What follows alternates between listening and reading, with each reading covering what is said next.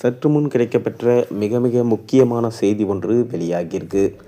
திமுகவுக்கு எச்சரிக்கை விடுத்த அண்ணாமலை, ஸ்டாலின் அதிர்ச்சி.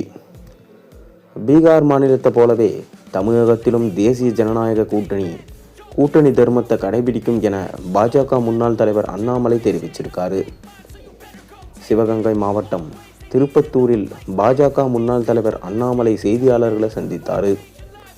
அப்போது அவர் என்ன சொன்னார்னா, பீகார் மாநிலத்தில் முதல்வர் நிதிஷ்குமார் பெண்களின் முன்னேற்றத்திற்கும் வேலைவாய்ப்பை ஏற்படுத்தும் வகையிலும் ஒரு திட்டத்தை கொண்டு வந்தார்.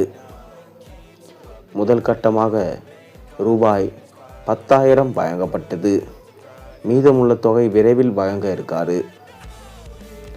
தேர்தலுக்காக என்னென்ன வாக்குறுதிகளை கொடுக்கப்பட்டனவோ அதை நிதிஷ்குமார் விரைவிலே செய்து முடிப்பார். அதேபோன்று நாங்கள் வெற்றி பெற்றால் 2-3 லட்சம் ரூபாய் கொடுப்பதாக காங்கிரஸ் கட்சியினர் தெரிவித்தாங்க. ஆனால் அவர்களை மக்கள் நம்பவில்லை.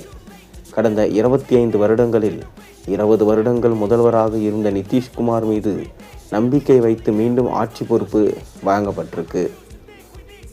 பீகார் மாநிலத்தில் காங்கிரஸ் படுதோல்வியை சந்தித்தது போல் தமிழகத்திலும் தோல்வி நிச்சயம்.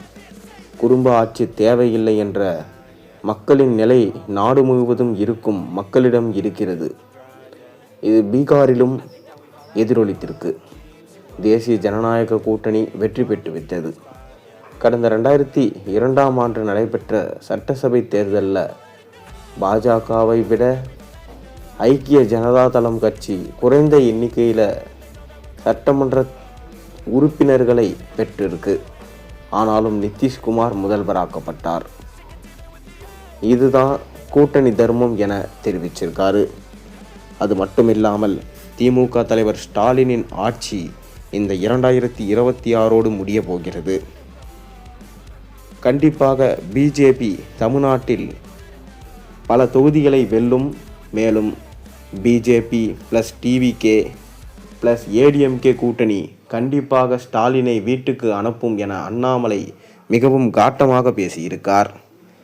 இதுபோன்று தொடர்ந்து ஊழல்களையும் தொடர்ந்து பிஜேபிக்காக குரல் கொடுத்து வரும் அண்ணாமலை மீண்டும் பிஜேபியில் தலைவராக பொறுப்பேற்கலாம் என தற்போது தகவல்களும் வெளியாகியுள்ளது. மேலும் ஸ்டாலின் அவர்கள் தொடர்ந்து கலக்கத்தில் உள்ளதாகவும், மேலும் திமுகவை எப்படியாவது வெற்றி பெற வேண்டும் என்பதற்காக உதயநிதியிடம் அனைத்து பொறுப்புகளையும் ஒப்படைக்கப்பட்டதாகவும் சொல்லப்படுகிறது. பொறுத்திருந்து பார்ப்போம். நீங்கள் என்ன நினைக்கிறீங்க? உங்கள் கருத்துக்களை மறக்காமல் கீழே கமெண்ட் வாயிலாக தெரிவியுங்க.